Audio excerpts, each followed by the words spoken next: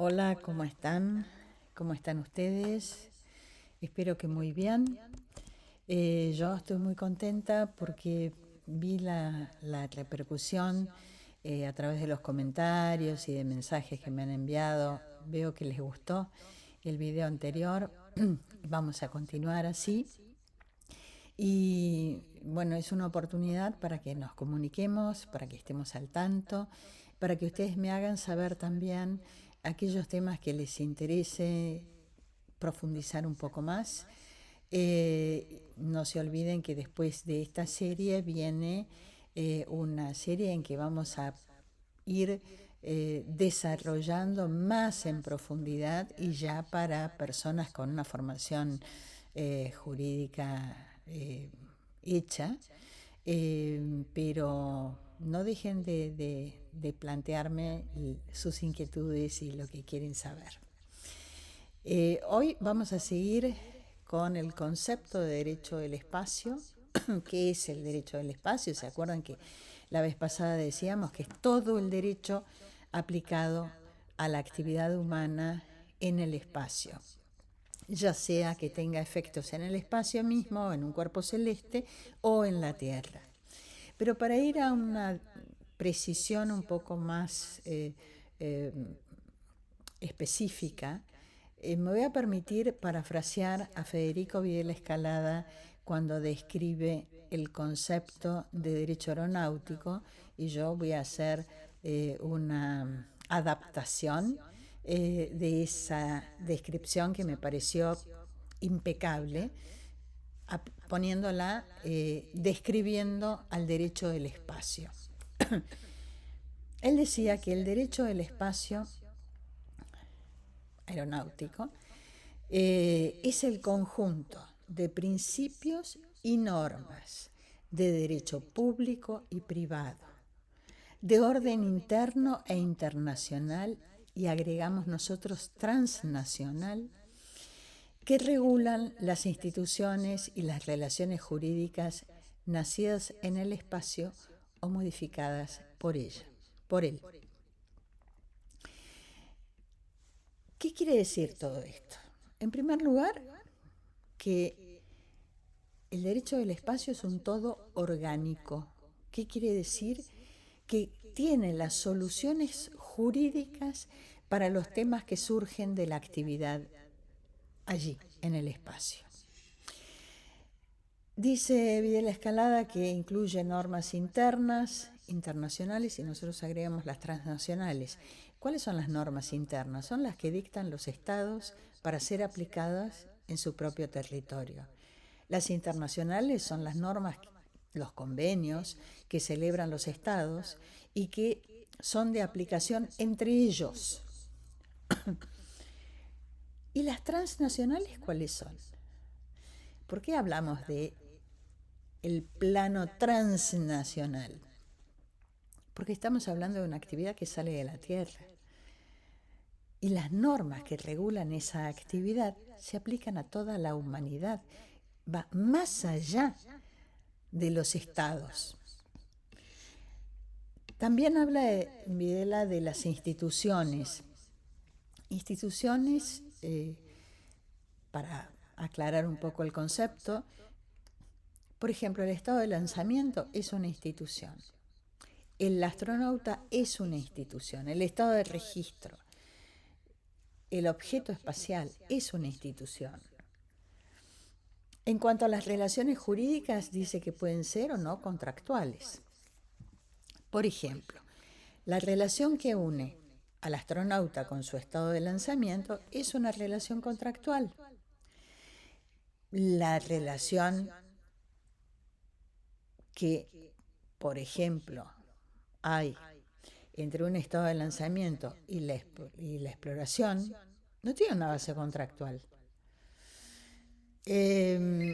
Asimismo, hay instituciones que han nacido de la actividad, hay instituciones que han nacido de la actividad espacial, como por ejemplo la exploración y la utilización del espacio. No existía en otro plano de la actividad. Otras fueron modificadas por la actividad espacial. Por ejemplo, el transporte. Ustedes dirán, bueno, sí, pero el transporte, hasta ahora han ido muy pocas personas al espacio. No, el transporte espacial tiene una historia bastante larga, porque empezó llevando satélites al espacio. No iban personas, iban cosas. Y eso, en el derecho común, lo llamamos transporte de mercaderías. O sea, son cosas, no personas. Y eso empezó con la actividad espacial. Vamos a ver ahora algunos de sus caracteres. Hablábamos de la integridad. Incluye normas de derecho público y de derecho privado. En un comienzo, prácticamente todas las normas que se contenían en el derecho espacial eran de derecho público. Ahora, la evolución de la actividad le abrió las puertas al derecho privado.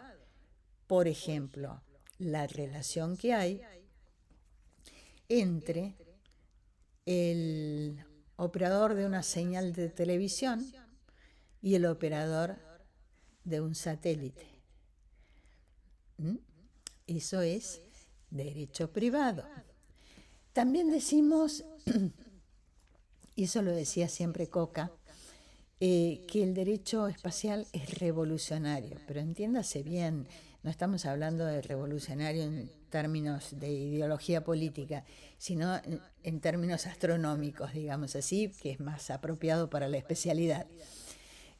¿Por qué? Porque el derecho espacial creó un nuevo panorama jurídico, muy diferente al derecho conocido hasta ahora.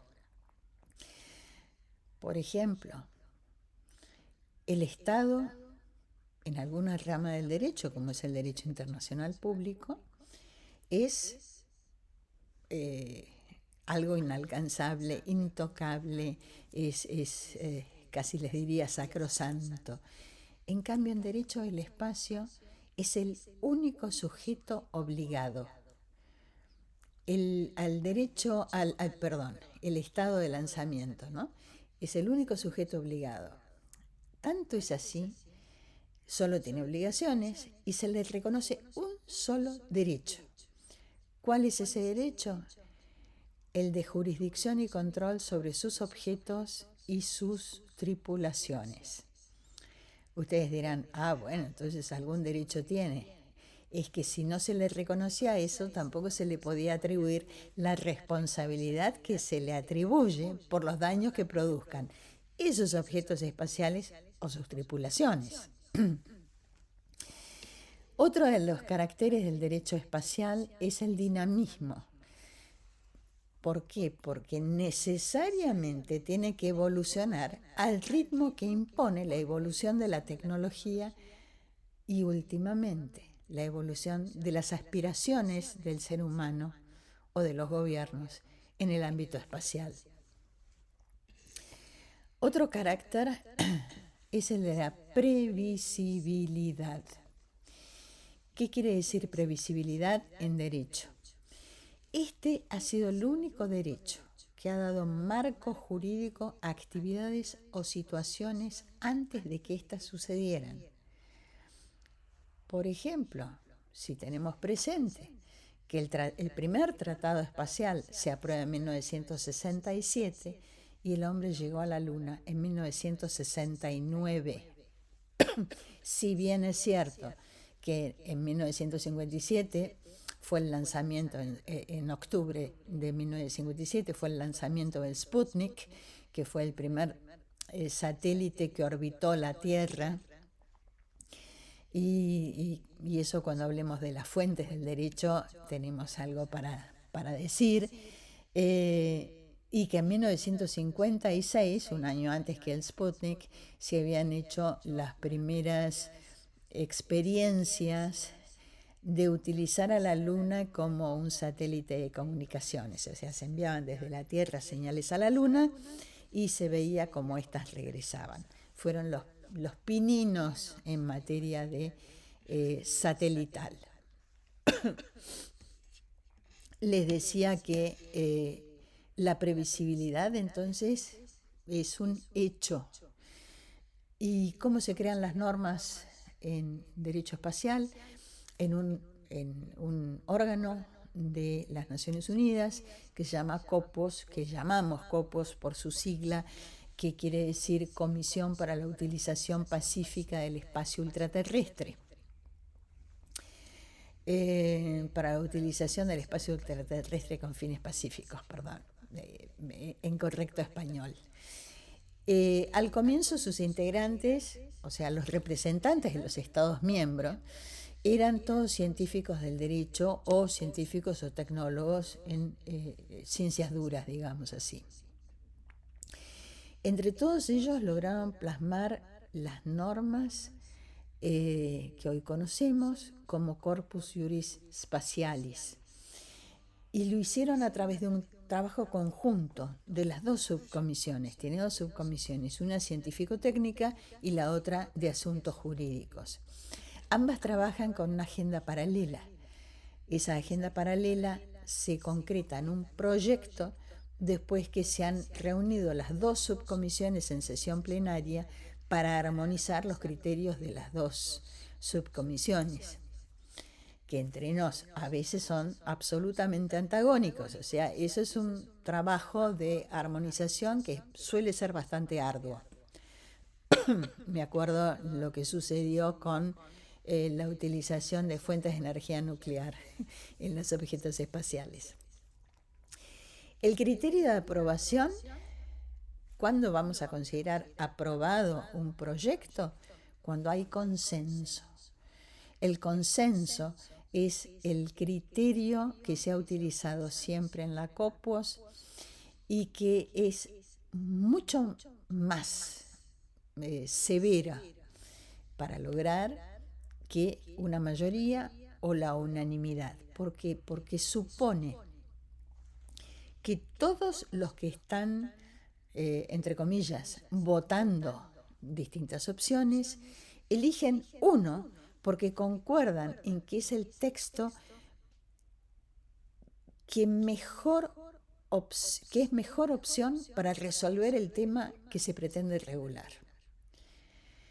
Se dan cuenta que es totalmente distinto a una mayoría o unanimidad, sobre todo porque generalmente las mayorías en ocasiones se fundan en que la mayoría de los votantes se inclinan por una opción sobre otra u otras, pero en muchas ocasiones nos encontramos en que una propuesta que se discute y se somete a votación es elegida para que no gane otra u otras propuestas. Entonces el consenso, digamos que es el método más, yo llamaría sano, o que asegura un mayor y un mejor cumplimiento de lo que se está poniendo a discusión y que finalmente se aprueba.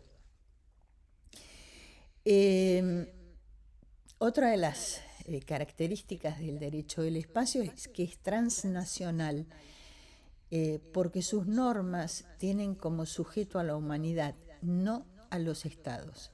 O sea, va más allá de lo que se entiende por internacional, que ha traspolado el concepto de nación al de Estado. O sea, cuando hablamos de que algo es internacional, sabemos que son varios estados que están interviniendo y nos olvidamos de las naciones, que son las personas. Y finalmente vamos a hablar de la autonomía. Yo tengo un concepto bastante peculiar de la autonomía. Cuando escucho hablar sobre la autonomía de una rama del derecho, automáticamente pienso cuando se discute si una persona es o no madura. Son cosas que surgen de hecho y que a veces entiendo que es un poco estéril empezar a analizar si hay o no autonomía. ¿Y por qué soy remisa a entrar en el tema? Porque soy una convencida que el derecho es uno solo. Entonces, cuando estamos hablando de la autonomía de una rama del derecho, esa autonomía siempre va a ser relativa, porque no puede contradecir principios o normas aplicables en otra de las ramas del derecho. Pero ocurre que cuando estamos hablando de derecho al espacio, estamos hablando de todo el derecho. Entonces, volvemos al tronco, o sea, ya no estamos hablando de ramas del derecho, sino un derecho diferente, porque se aplica a un ámbito diferente y a las consecuencias de esa actividad en ese mismo ámbito o en la tierra. Entonces, como es todo el derecho aplicado a la actividad humana en el espacio o desde el espacio, me parece que es un tema que no tiene mucho, no es muy aplicable en este caso.